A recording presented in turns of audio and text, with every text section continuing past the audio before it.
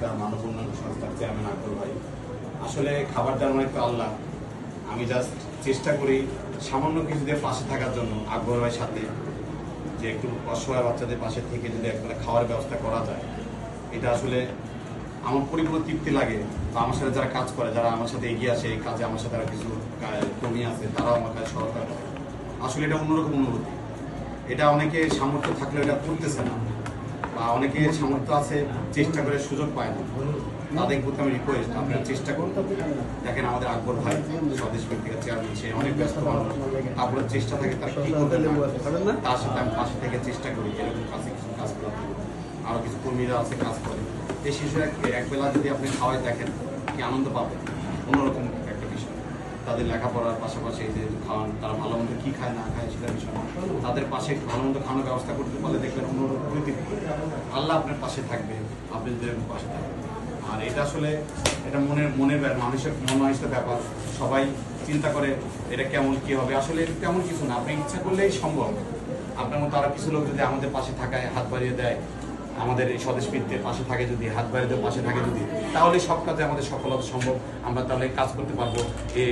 এই দেশে আসলে এই যে অবহেলিত যারা, তারা অবহেলিত থাকবে না। তারা আমি একবেলা খাওয়াইলাম, আরেকজন আরেকবেলা খাওয়াইলাম, এভাবে সম্ভব সফল করা। তা আমি আল্লাহর কাছে শুকরিয়া আদায় করবো, তিনি যেন সবসময় আমাদের সামর্থ্য দেয়, আমরা যেন এই অসহায় বাচ্চা সহ আরও বিভিন্ন মানবিক কাজ, সামাজিক কাজ করতে পারি। বিশেষ করে আকবর ভাইকে আরও আল্লাহ সুস্থতা রাখুক। আমাদের আরও জনি ভাই আছে, হাবিব ভাই আছে, শাহজাহান আছে, শামসা সহ আরও অনেক কর্মী আছে যারা আমাদের সাথে কাজ করে। তাদের আল্লাহ রহমত দান করুক, যাতে এরকম কাজ আমরা করতে পারি। বিশেষ করে ধন্যবাদ স্বদেশ মৃত্তিকার চেয়ারম্যানের সাথে যারা জড়িত, যারা কাজ করে, যারা এসব সহযোগিতা করে, সেই শিক্ষকবৃন্দ সহ আরও যারা সকলকে আবার ধন্যবাদ জানাই। ধন্যবাদ আবারও আকবর ভাইকে। ধন্যবাদ জানাচ্ছি ভাই, আপনাকে ধন্যবাদ জানাচ্ছি। আমি আবারও, তবে আমরা হয়তো শীঘ্রই আপনার কথা হয়েছিল, আমরা আমাদের যে নরসিংহ স্কুল আছে ওখানে প্রায় এক উপরে ছাত্রছাত্রী আছে, আমরা ওখানে ওই জায়গায় একদিন খাওয়াতে যাবো ইনশাল্লাহ। কি বলে? ইনশাল্লাহ ইনশাল্লাহ ইনশাল্লাহ। হাত বাড়িয়ে দাও। হাত বাড়িয়ে ফাউন্ডেশন সবসময় আকবর ভাই ভালো কাজে থাকার চেষ্টা করবে। নরসিংদী বাচ্চাদের আমি অনেকবারই আকবর ভাই বলছি যে বছরে 1-2 বার হলেও নরসিংদী প্রোগ্রামে যাব, এবং বাচ্চার ওইখানে অনেক বেশি বাচ্চা, ওদের বাচ্চাদের খাওয়াইতে পারলাম আমার সুখ, ওদের বাচ্চার পাশে আমরা যাবো, থাকবো। এবং এই শীতের শুরুতেই আমরা শীঘ্রই একটা প্রোগ্রাম করে আকবর ভাইকে বলবো ঠিক করার জন্য। ওইখানে যারা বাচ্চা আছে তাদেরও দাবি রয়েছে আমাদের মধ্যে, যে আমাদের একদম তাদের পাশে থাকে, তাদের খাওয়ার ব্যবস্থা করলাম, অন্য কিছু করলাম। সেটা আমার বিশ্বাস, ইনশাল্লাহ আমরা আগামীতে যাবো। আচ্ছা ভাই, আমি একটু রিকোয়েস্ট করবো, সেটা হলো যে এই যে সংগঠন তো আসলে আমি চালাই না, বা স্বদেশপ্রীতির কাছে চালানো সম্ভব না, মানুষের সার্বিক সহযোগিতাই এই সংগঠন চলে থাকে। তো আপনি যদি একটু বলেন, যারা বিত্তবান আছে বা যারা বিদেশে থাকে, বাইরে থাকে, যারা দান করে, তাদের উদ্দেশ্যে কিছু বলেন এই স্বদেশপ্রীতিকে নিয়ে। ধন্যবাদ, ভালো একটা কথা বলছেন আকবর ভাই।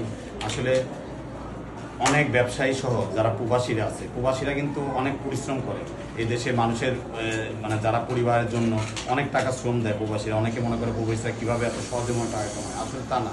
প্রবাসীরা হলো দেশের সম্পদ বলবো আমি। আমি দেশের সব সময় দেশের সম্পদ হিসাবে তাদের মূল্যায়ন করি। তারা যেভাবে শ্রম দিয়ে কাজ করে তাদের টাকার অর্থ মূল্য আছে, কিন্তু অনেক প্রবাসীরা এই আসলে ঠিকমতো টাকাটা শ্রম দেয়, কিন্তু আসলে তারা ডিস্ট্রিবিউশন বা ওই জায়গায় ভালো কাজের পাশে থাকতে চায়, কিন্তু মানুষের সহযোগিতা হবে বা ভালো পরামর্শ, ভালো লোক পায় না যে তারা বিদ্যমান মানে কাকে দিয়ে সাহায্য হাত বাড়িয়ে দিবে। এই ক্ষেত্রে আমরা স্বদেশ ভিত্তিকে হাত বাড়িয়ে দেওয়া ফাউন্ডেশন আমরা আছি, আমাদের সাথে যোগাযোগ করবেন। আমরা চেষ্টা করব আপনি যেভাবে চান সেভাবে, যেখানে হোক, বাংলাদেশের যে অঞ্চল হোক, যে এলাকায় হোক, আমরা খাবারের ব্যবস্থা করব, পোশাকের ব্যবস্থা করব, বই খাতার ব্যবস্থা করব। আপনারা শ্রম দেন, সেই সময় বিনিময়ে যদি অল্প কিছু সামর্থ্য দিয়ে, যারা সামর্থ্যবান আছেন, আমাদের সাথে একটু হাত বাড়িয়ে দিবেন, আমাদের কাজে সহায়তা করবেন, পরামর্শ দিয়ে হোক, টাকা পয়সা দিয়ে হোক, সময় দিয়ে হোক, তাহলে দেখবেন এসব দেশের যারা বিভিন্ন অসহায় বাচ্চা রয়েছে, বিভিন্ন অসহায় পরিবার রয়েছে, তারা আরও মানে তারা একটু আনন্দ পাবে, সুখী হবে। তাদের দোয়াটাই আপনাকে আরও সামনের দিকে এগিয়ে যেতে সহায়তা করবে। ধন্যবাদ। আমাদের আনোয়ার হোসেন শিবলু ভাই, হাত বাড়িয়ে ফাউন্ডেশনের প্রতিষ্ঠাতা, অনেক মানবিক মানুষ এবং ভালো মানুষ, সাদা মনের মানুষ। আমরা শিবলু ভাইয়ের জন্য দোয়া করবো, আল্লাহ যেন তাকে সুস্থ রাখে এবং আরও ভালো ভালো কিছু কাজ করার তৌফিক দান করে।